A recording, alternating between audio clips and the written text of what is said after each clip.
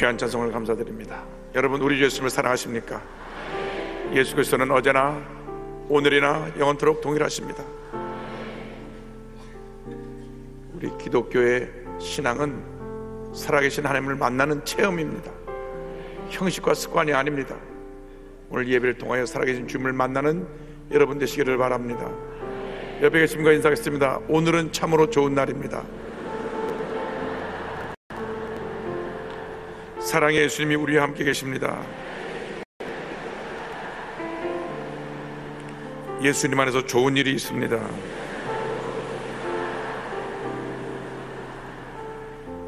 할렐루야. 예수님을 만나면 운명이 바뀌어집니다. 절망으로 가득한 삶에서 희망이 넘쳐나게 되고, 고통과 괴로움이 가득한 상황에서 꿈과 희망과 용기가 넘쳐나게 되는 것입니다. 지금 대한민국에 필요한 것이 꿈과 희망입니다. 절망이 세상을 뒤덮고 있습니다. 하나님 아버지, 이 땅에 주님께서 꿈과 희망을 주셔서 절망에 처한 모든 사람들이 일어나게 하여 주옵소서. 위대한 대한민국을 건설해 나가는데 우리 기독교인들이 앞장서게 하여 주옵소서. 사회에서 빛과 소금의 역할을 감당하게 하시고, 절망한 처한 자들에게 꿈과 희망을 주고, 가난하고 소외되고 병들고 문제있고 몸에 장애를 갖고 고통을 당하고 어려움 겪는 분들, 인권 사각지에서 한국에 와 일하고 있는 많은 다문화 가족들, 우리들이 그들을 위해서 함께 기도해야 됩니다. 기도할 때 하나님께서 우리 삶 가운데 되는 모든 문제를 해결해 주시고, 풍성한 주님의 축복이 우리 개인, 가정, 생활, 범사에 이 대한민국 위에 임하게 될 줄로 믿습니다. 우리 함께 찬양합니다. 이 땅에 오직 주밖에 없네. 그 무엇도 나를 채울 수 없네. 주님의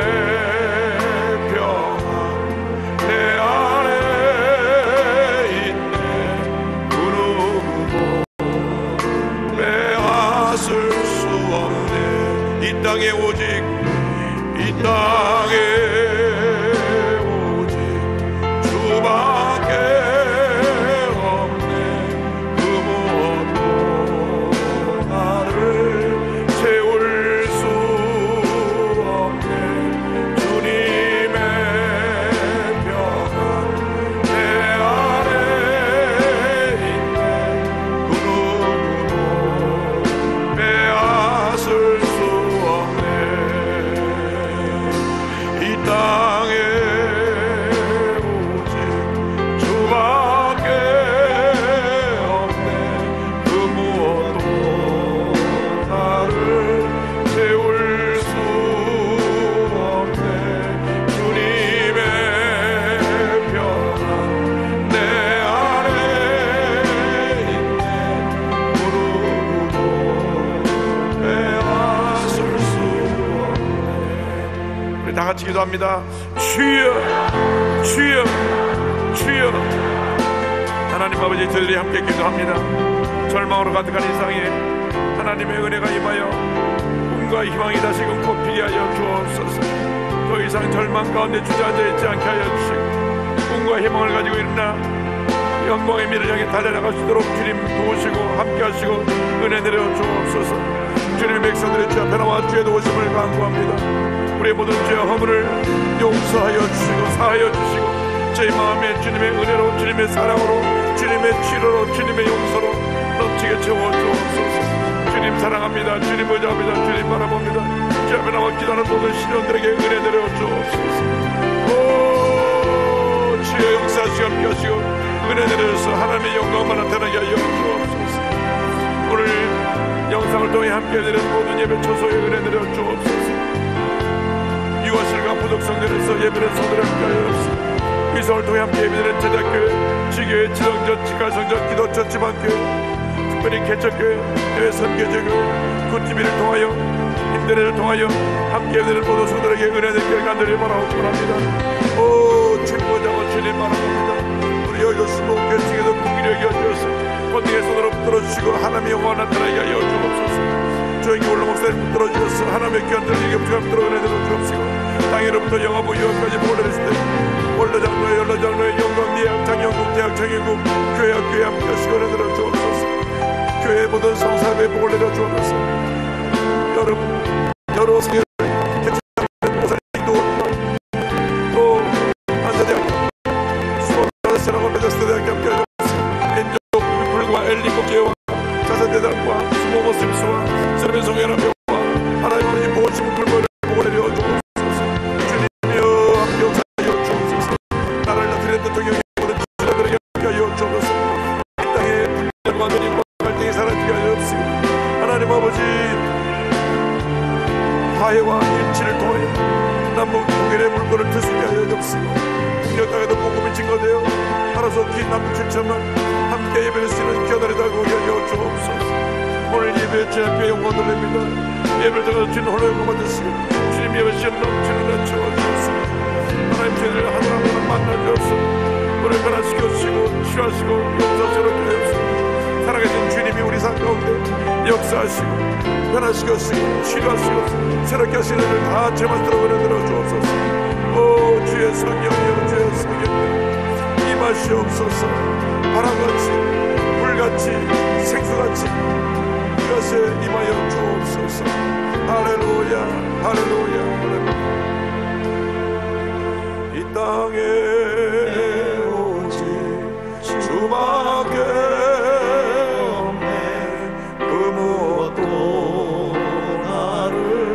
세울 수 없네. 주님의 평안 내 안에 있네. 그 누구도 빼앗을 수 없네.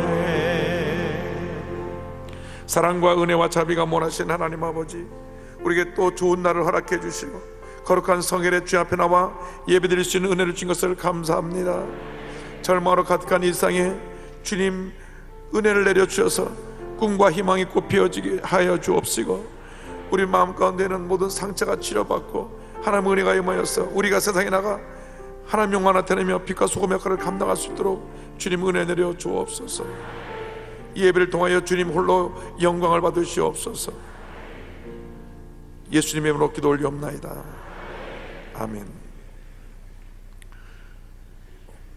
오늘 저는 여러분과 함께 누가복음 15장 25절로 32절에 있는 말씀 가지고 미움과 분노 이와 같은 제목으로 함께 말씀을 나누기 원합니다. 함께 따라 하시겠습니까? 미움과 분노, 미움과 분노.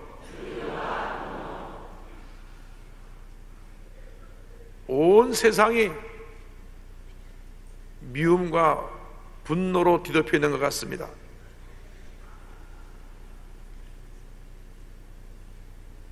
브라질이 독일에게 7대1을 지고 난 다음 온 국민이 분노해서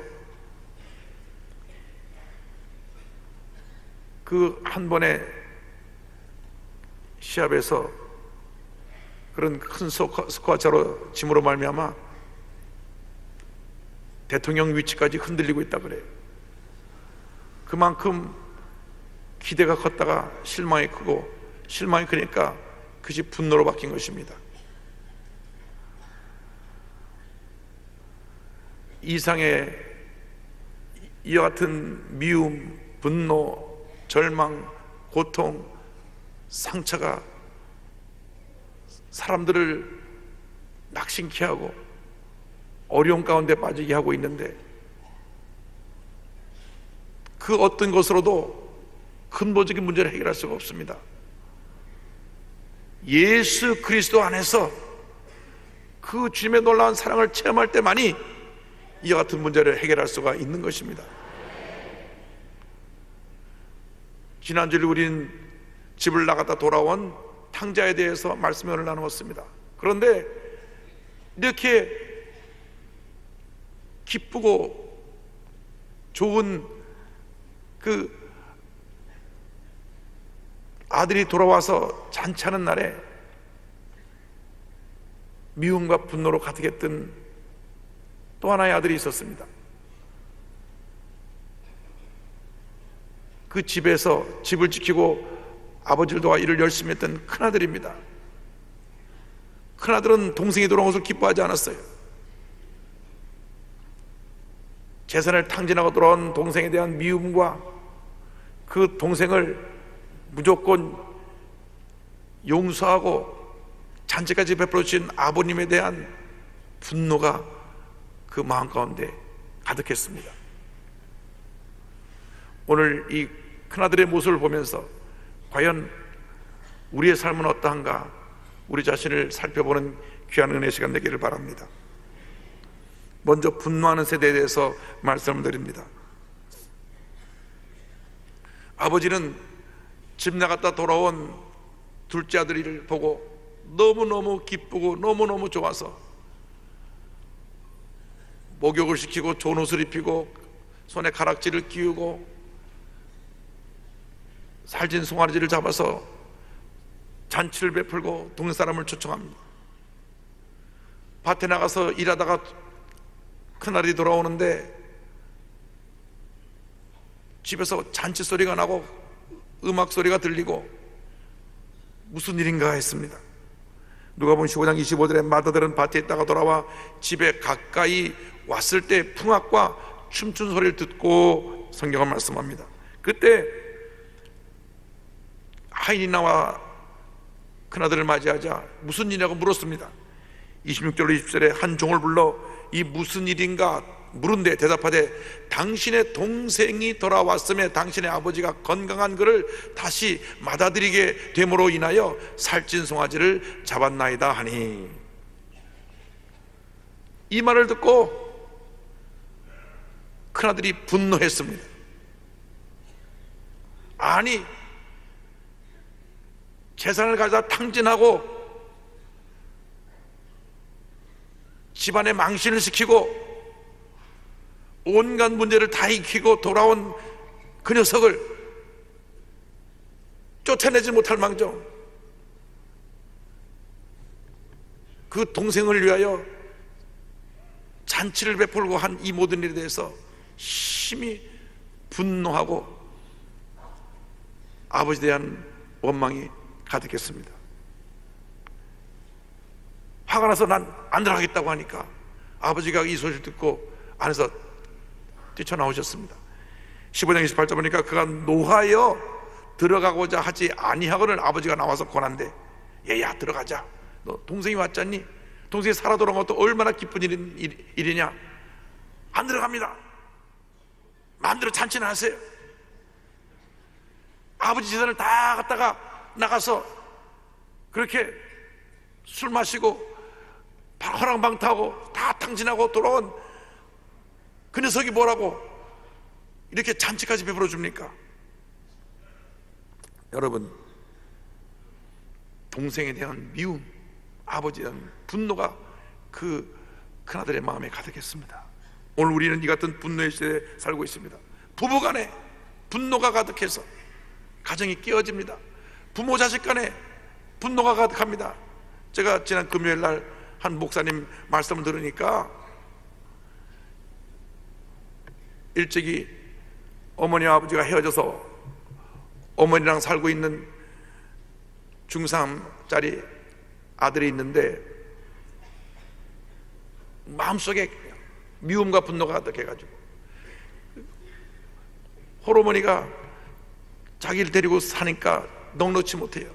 그런데 어느 날 갑자기 핸드폰을 사느라고 소리칩니다. 엄마 핸드폰 줘, 핸드폰 사줘, 핸드폰 사줘. 야야야야, 지금 돈이 없으니까 엄마가 돈을 만들어서 사줄게. 안 돼, 지금 당장 사네. 아유, 좀 참아달라니까. 부엌에 들어가서 식칼을 두고 나와서 엄마 죽여버린다고. 그래 어머니가 막 놀래서 뛰쳐나왔는데 마침 거기 신방을 간 거예요. 그 목사님이 들어가야 돼, 안 들어가야 되나?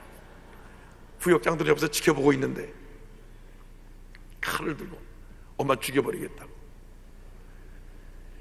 이 핸드폰을 안 사서 분노한 것이 아버지에 대한 원망, 어머니에 대한 원망, 그리고 자기 자신에 대한 그 분노, 자기 신체의 한탄, 모든 것이 겹쳐서 핸드폰 하나 때문에 어머니 죽여다 칼로 들고 나서 어머니가 놀라서 밖으로 빛이 나오는 그러한 일이 있었는데,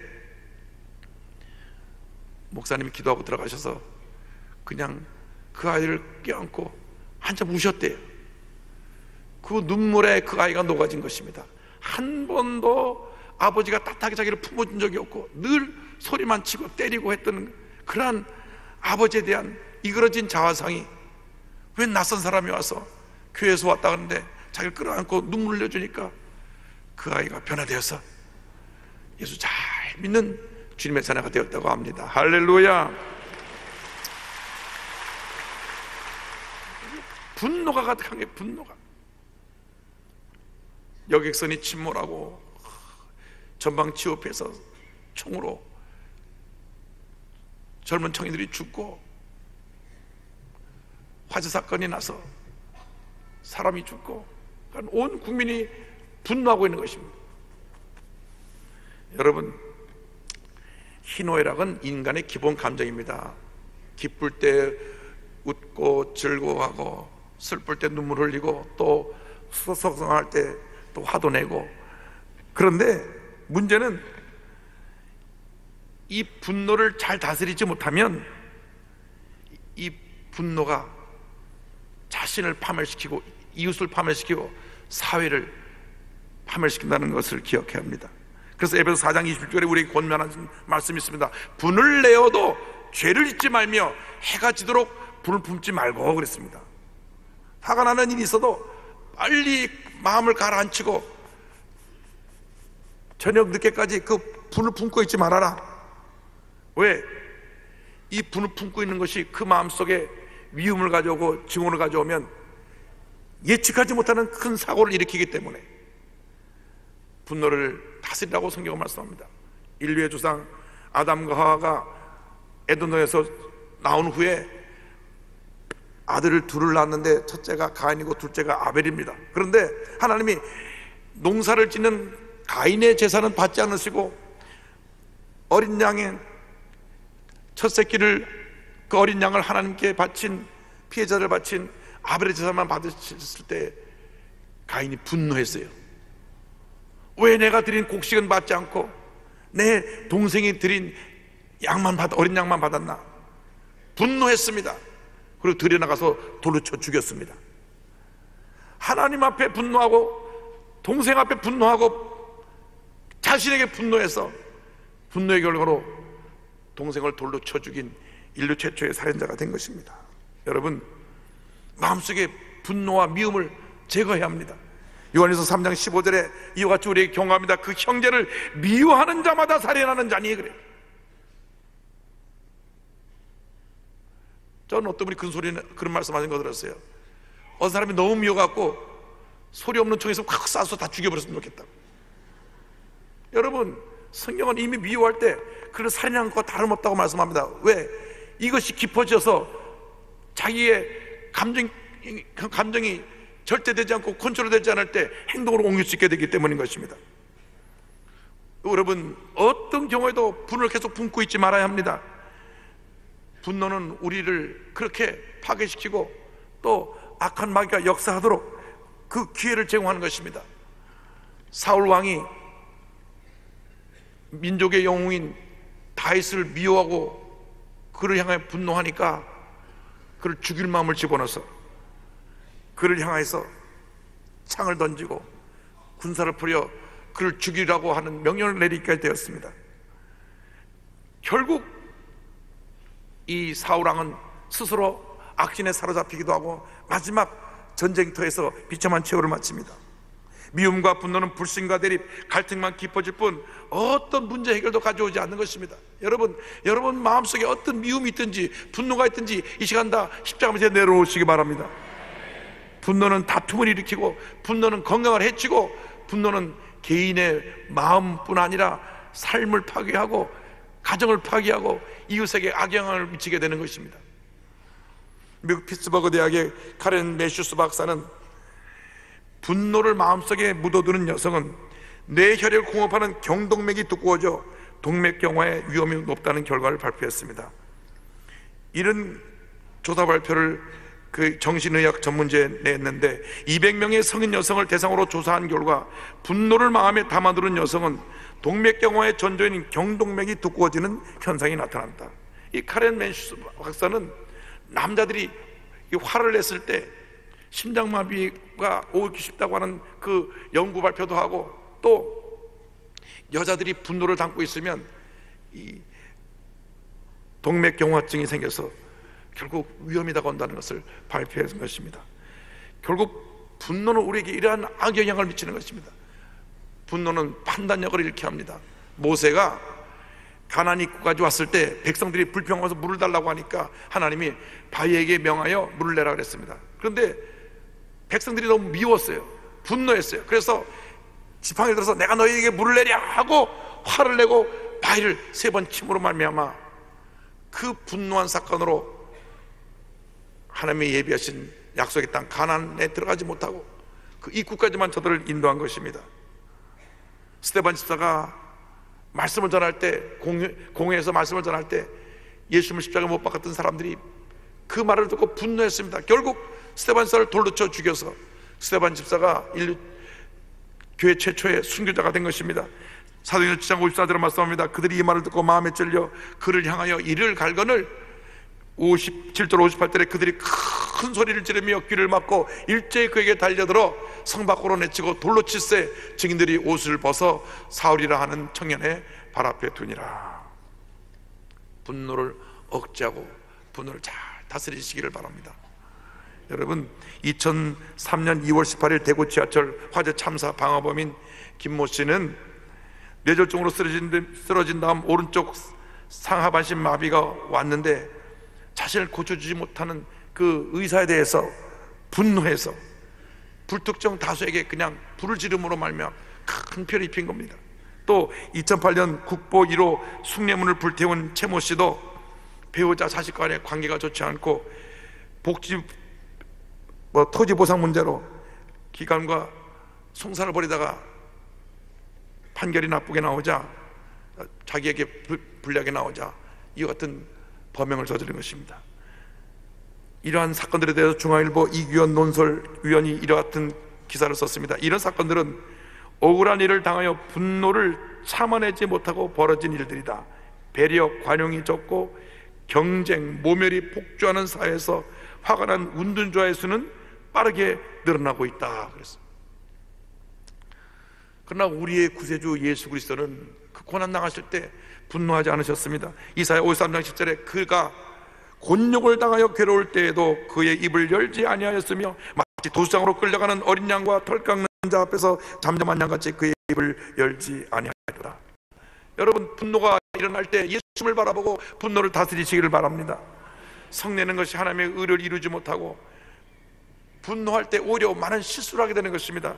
잠언서 15장 1절에 유순한 대답은 분노를 쉬게 하여도 과격한 말은 노를 격동하느라고 말씀합니다. 잠언서 10장 30절에 노하기를 더디한 자는 용서보다 낫고 자기의 마음을 다스린 자는 성을 빼앗는 자보다 나으니라고 말씀합니다. 그러므로 여러분이 일상 살아가는 동안 매일매일 순간순간 여러분에게 솟구쳐 올라오는 분노, 미움을 예수님의 은혜로, 예수님의 사랑으로, 십자가 보혈의 능력으로 잘 다스리시길 바랍니다. 마음이 괴롭고 슬프고 분노가 치밀어 오를 때, 미움이 치밀어 오를 때 주님의 십자가를 바라보고 찬양하세요. 기도하세요. 주여, 내 마음의 분노와 미움을 제하여 주옵소서. 주님께서 내 마음에 십자가를 베풀어 주셔서 내 마음에 기쁨과 평안함이 다가오게 하여 주옵소서. 기도로, 찬양으로, 감사로 승리하는 여러분 되시기를 주님의 이름으로 축원합니다. 둘째로, 자기 의로움 위에 선 사람들에 대해서 말씀드리기 원합니다. 누가복음 15장 29절에 큰아들이 말합니다. 아버지께 대답하여 이르되 내가 여러 해 아버지를 섬겨 명을 어김이 없거늘. 큰아들의 그 주장은 이와 같은 것입니다. 나는 한 번도 아버지 앞에서 잘못한 것이 없고 열심히 집안일을 잘 돌보고 모든 면에 흠잡힐 일을 한 것이 없는데 어떻게 아버지가 저 집 재산을 탕진한 저 녀석을 이렇게 환대해 줄 수가 있습니까? 자기의 의로움을 내세운 것입니다. 여기서 우리에게 모두가 돌아봐야 될 부분이 있습니다. 때때로 우리는 자신의 의로움에 서서 남을 판단하고 남을 정죄합니다. 물론 자기 자신이 자기 자신의 모습을 볼 때 잘못한 것이 없고 바르게 살았다고 할지라도 그것이 남을 판단하고 남을 정죄하는 기준이 되면 안 되는 것입니다. 교만해졌어요. 의로움과 교만은 전혀 다른 것입니다. 진정한 의로움은 하나님께 있습니다. 하나님이 심판하십니다. 하나님이 판단하시고 심판하시고 하나님께서 하나님의 때에 벌을 내려주시는 것입니다. 그런데 이 마라들은 자기 의에 도취돼서 아버지를 판단하고 비판하고 동생을 미워하고 그래서 분노하고 있었던 것입니다. 예수님 당시 제사장 바리새인들이 바로 그와 같은 사람들이었습니다. 이 마다들은 바로 제사장 바리새인들을 대표하는 인물이라고 할 수 있습니다. 늘 의로운 거예요. 바리새인들은 말합니다. 나는 일주일에 이틀을 금식을 합니다. 온전한 11조를 드립니다. 십계명을 다 지킵니다. 그런데 저 세리와 창기들은 죄를 짓고 불의하고 하나님 보시기에 잘못된 삶을 삽니다. 늘 자신의 의로움을 내세우고 늘 남을 판단했습니다. 그런데 그것이 교만이라는 옷을 입고 남을 판단하다가 결국 하나님의 아들인 예수를 십자가에 못 박아 죽인 거예요. 참 이게 모순적으로 우리가 생각할 수가 있는데, 하나님을 가장 잘 섬긴다는 사람이 하나님의 아들을 죽였어요. 얼마나 모순된 일입니까? 하나님을 가장 잘 섬긴다고 하는 사람들이, 말씀을 가장 잘 지켜간다는 사람들이 예수님을 십자가에 못 박아 죽였어요. 어쩌면 오늘날 교회의 분열과 문제를 일으킬 때 가장 의롭다고 하는 사람들이 교회 분열과 문제를 일으킬 때 중심에 있는지 모르겠습니다. 하나님께서 판단하시고 하나님께서 역사하시고 하나님께서 기적을 베풀어 주실 것입니다. 절대 긍정의 믿음으로 우리가 나가야지 우리의 스스로의 의로움에 빠지면 안 됩니다. 저는 며칠 전에 여기서 멀지 않은 이웃 교회에서 몇 년 동안 분쟁이 일어나서 그 대형 교회가 다 무너지고 교회가 경매로 나온다는 얘기를 듣고 마음이 아팠습니다. 수천 명이 모이는 교회가 다 흩어지고 이제 교회가 경매로 나와서 세상 사람들에게 손가락질 받는 그런 일이 생겼어요. 왜? 의로움이 너무 많아요. 본인들의 의로움끼리 충돌했습니다. 그래서 지지파 반대파 두 그룹이 충돌하고 나니까 하나님의 의로움은 사라지고 인간의 의로움으로 인해서 교회가 무너지고 만 것입니다. 우리 기억해야 됩니다. 우리가 혹시 제사장 바리새인의 길을 갖고 있지 않은지, 주여 우리가 신앙생활 할 때 겸손하게 하여 주옵소서, 낮아지게 하여 주옵소서, 섬기며 살게 하여 주옵소서. 마태복음 7장 4절에 예수님의 말씀을 기억하시기 바랍니다. 보라, 내 눈 속에 들보가 있는데 어찌하여 형제에게 말하기를 나로 내 눈 속에 있는 티를 빼게 하라 하겠느냐. 쉽게 남을 판단하고 정죄하면 우리는 이와 같은 것입니다. 우리 옛날 속담에 똥 묻은 개가 겨 묻은 개 흉본다 그랬어요. 진짜로 내 허물이 더 많은데 남의 허물을 들춰내서 지적하고 판단하는 그러한 잘못을 하지 말아야 합니다. 부부가 깨어지는 근본적인 이유가 그렇습니다. 스스로 자신의 의로움에서 자꾸 남편을 판단하고 아내를 판단하니까 충돌이 잦고 결국은 갈라서게 되는 것입니다. 자기 기준에서 자꾸 남편을 책망하고 남편도 자꾸 자기 기준에서 부인을 책망하니까 결국 부부가 견딜 수가 없어요. 그래서 가정이 파탄되는 경우를 많이 보았습니다. 여러분, 우리 모두가 죄인입니다. 로마서 3장 23절로 말씀합니다. 모든 사람이 죄를 범하였음에 하나님의 영광에 이르지 못하다니. 하나님만이 홀로 의로운 재판장이 되십니다. 시편 7편 11절에 하나님은 의로우신 재판장이시며, 할렐루야. 우리가 열심히 충성하면 충성할수록 교회 지구역장으로, 교회학교 교사로, 찬양대와 오케스트라로, 우리가 교회 재직으로 여러 부서에서 정말 귀하게 주님 앞에 쓰임받을수록 더 낮아져야 합니다. 더 겸손해야 됩니다. 여러분, 내가 이렇게 아침부터 저녁까지 종일 나와서 수고하는데 왜 안 안아주냐 하면 자기 의로움에 빠지는 거예요. 우리 교회 남녀성교회 회원들 보면 새벽 3시 버스부터 일찍부터 나와가지고 4시부터 나와서 저녁 늦게까지 있다가 정말 저녁 들어갈 때는 파김치가 돼서 다리가 후들후들 떨려 들어가는데 하나님이 얼마나 기뻐하시고 복을 주시겠습니까? 그런데 어느 한순간 내가 그렇게 봉사하는데 왜 나를 안 안아주는 거야? 이러한 마음이 드는 순간 은혜가 떠나는 것입니다. 스스로 의로워져서 남을 판단하는 것입니다. 나보다 봉사하는 저 사람 뭔데 앞에서 저렇게 목에 힘주고 있어? 남을 판단하는 거예요. 자기가 목에 힘주고 있는 거 뭐고 남을 자꾸 판단하는 거예요. 우리가 하나님 앞에서 낮아지고 겸손하게 되기를 바랍니다. 할렐루야. 하나님이요 우리 한 모든 것을 보고 계시다가 우리를 주님 앞에 서게 될 때 우리 한 모든 행위대로 칭찬하시고 복을 주시는데, 마태복음 25장 21절에 그 주인이 이르되 잘하였도다 착하고 충성된 종아, 내가 적은 일에 충성하였으면 내가 많은 것을 내게 맡기리니 내 주인의 즐거움에 참여할지어다. 할렐루야. 이 같은 은혜와 축복을 다 받으시기를 바랍니다. 가정의학과 의원 원장 최재빈 권사님, 인천 새누리교회 권사님이신데요, 모태신앙으로 참 열심히 교회를 다니고 또 열심히 봉사를 했는데 하나님을 만난 채로 산 게 아니라 자기 의로움에 갇혀서 했어요. 의사가 되고 난 후에도 교회 봉사도 많이 하고 헌금도 많이 하고 늘 나는 이 교회에서 가장 잘하고 있다는 그러한 교만이 알게 모르게 그를 자리 잡고 있었습니다. 그런데 언제 그걸 깨닫게 됐느냐, 주차하는 주차 타워에 올라가서 차를 갖고 내려오는데 사고로 차가 떨어졌어요. 보통 그런 사고가 나면 운전자가 죽습니다. 꽉 하고 떨어진 순간 정신을 딱 깨보니 이 대퇴골만 환도뼈만 부러지고 다른 데는 괜찮아요. 사람들이 죽은 줄 알고 막 응급차가 오고 몰려 들어왔는데 살아난 거예요. 근데 그 순간 본인이 얼마나 교만했는지 자신의 모습이 보였습니다. 내가 헌금도 많이 하고 내가 봉사도 많이 하고 내가 늘 자기의 의에 사로잡혀서 교회를 섬기고 또 자기의 의에 사로잡혀서 남을 늘 판단하고, 그래서 그가 거기서 회개하고 돌아섰습니다. 그때부터 시작해서 동남아의 여러 나라에 가서 의료 선교하는데 캄보디아에 가서 에이즈에 걸린 한 어린 소년을 진료하면서 주님의 사랑, 주님의 은혜를 깨닫게 되었어요. 주님이 나를 이렇게 가난하고 소외되고 병들고 문제 있는 절망에 처한 사람들에게 보내셨구나.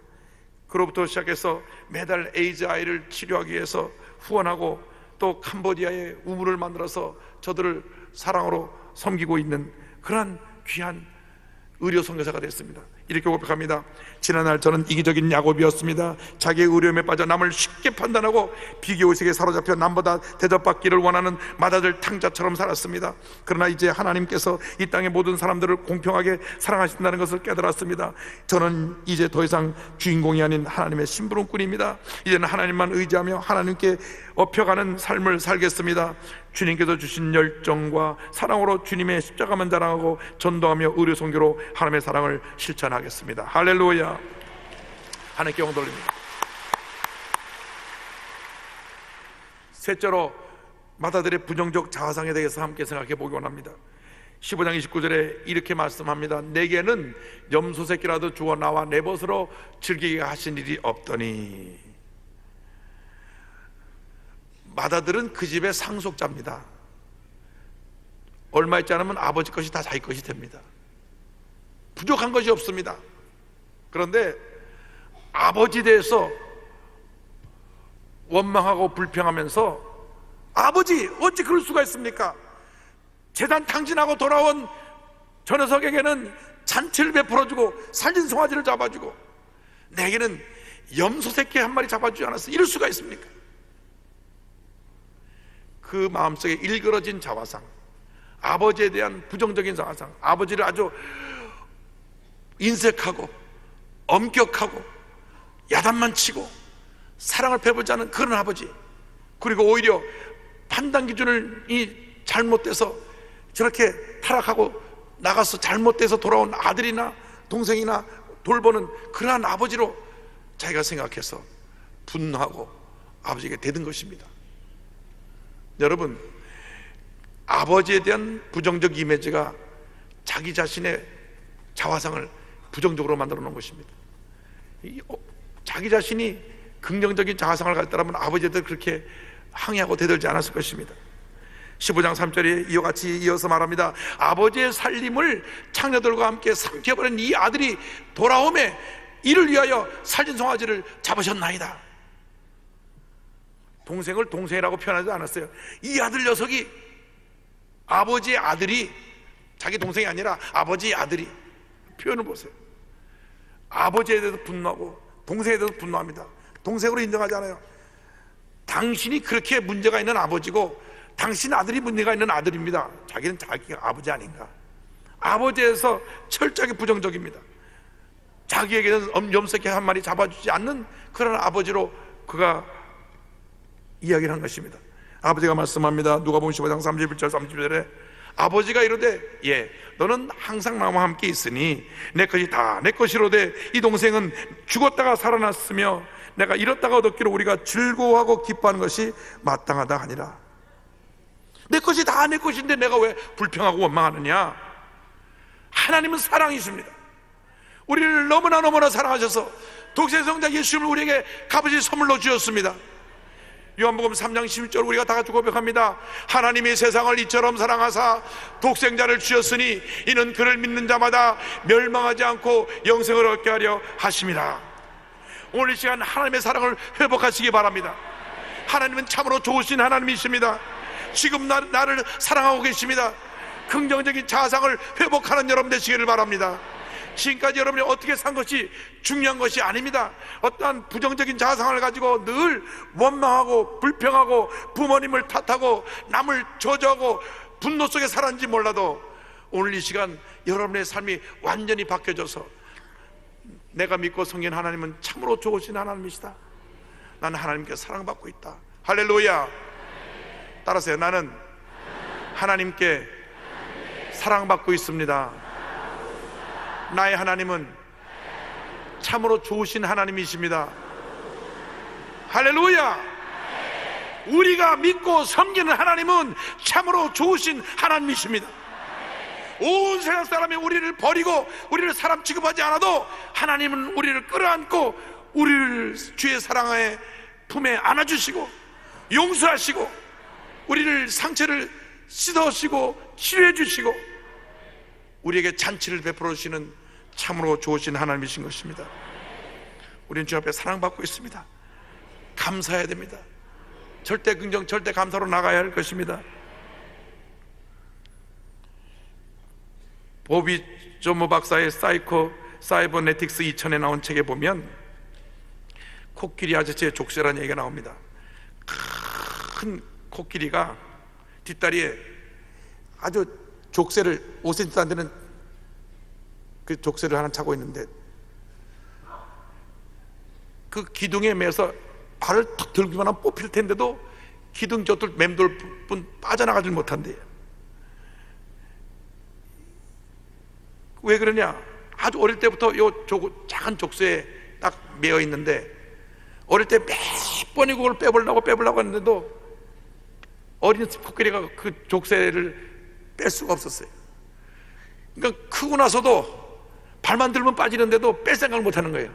어차피 빼도 안 됐으니까 하고 그렇게 포기한 것입니다. 조모 박사가 말합니다.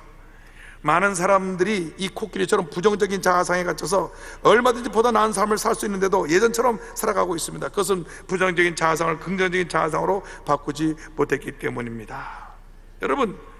여러분이 예수 믿고 나서 성공적인 인생을 살려면 과거 여러분 모든 부정적인 모습을 벗어버려야 되는 것입니다. 누군 말합니다. 저는 불행한 가정에서 태어났습니다.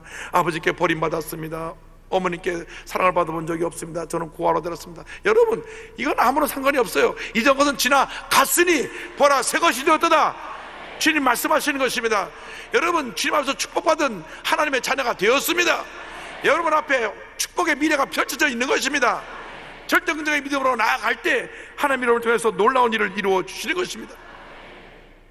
예수 믿고 나서요, 부정적인 자아상을 긍정적인 자아상으로 바꾼 다음 아주 하나님께 귀히 쓰임 받고 있는 최규일 선수가 있는데, 최초의 시각장애인 골프 선수입니다. 이분은 시각장애 1급으로서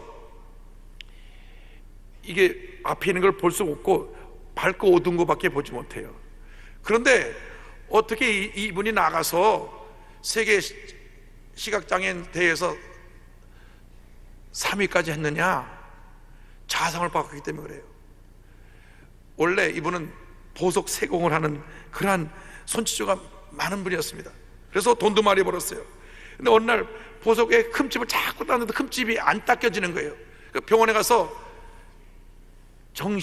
정밀하게 안구 조사를 해보니까 베체트병이라고, 이 불치의 병인데 희귀성 난치 질환병으로 눈이 점점 시력을 잃어가는 거예요. 1.5나 되었던 좋은 시력이 나중에 결국은 앞을 보지 못하는 그러한 정도로 시력을 잃어버렸고, 약의 부작용으로 치아가 녹고 머리카락이 빠지고 다리마저 장애가 와서 다리를 쩔뚝거릴 수밖에 없는 그런 절망에 처했습니다. 그런데 예수 믿고 나고 내가 이렇게 절망 가운데 죽어갈 수 없다, 새롭게 도전해야 되겠다, 꿈을 갖고 도전을 한 것입니다.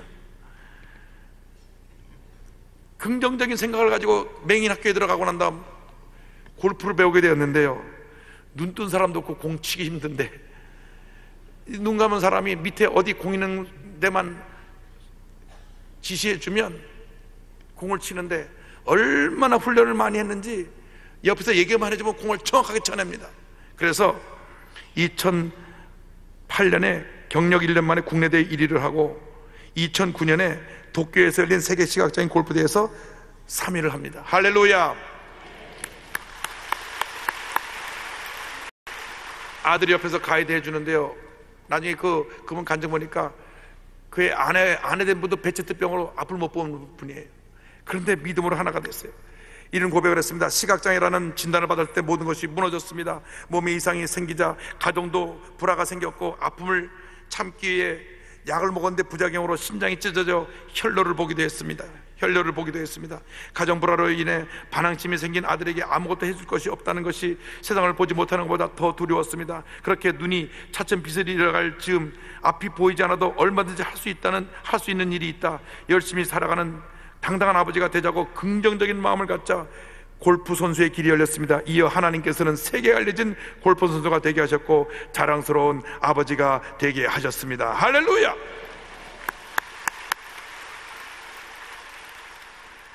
여러분, 지금 어떠한 자아상을 갖고 이 자리에 오셨습니까? 오늘 예수를 믿고 하나님 자녀가 된 여러분이 절대 긍정으로 여러분의 자아상을 바꾸시기 바랍니다. 긍정적인 자아상으로 바꾸시고 이제 새로운 역사를 펼쳐나가는 주님의 귀한 일꾼 되시기를 바랍니다. 지금까지 내가 절망 가운데 살았어도 이제 여러분 앞에 예비된 희망의 내일을 향해 믿음으로 달려나가는 여러분 되시기를 바랍니다. 마음속에 분노를 버리고 사랑과 용서로 무장을 하고 남을 판단하는 그런 모습에서 겸손히 낮아져 하나님의 공의에 모든 것을 다 맡기고 부정적인 자아상에서 절대 긍정적인 자아상으로 옷을 입고 새로운 내일을 향해 믿음으로 나아가는 여러분 되시기를 주님의 이름으로 축원합니다. 기도하겠습니다. 사랑과 은혜와 자비가 원하시는 하나님 아버지, 절대 긍정, 절대 감사로 새로운 역사를 창조해 나가는 저희 모두가 될 수 있도록 은혜 내려 주옵소서. 예수님의 이름으로 기도 올리옵나이다. 아멘.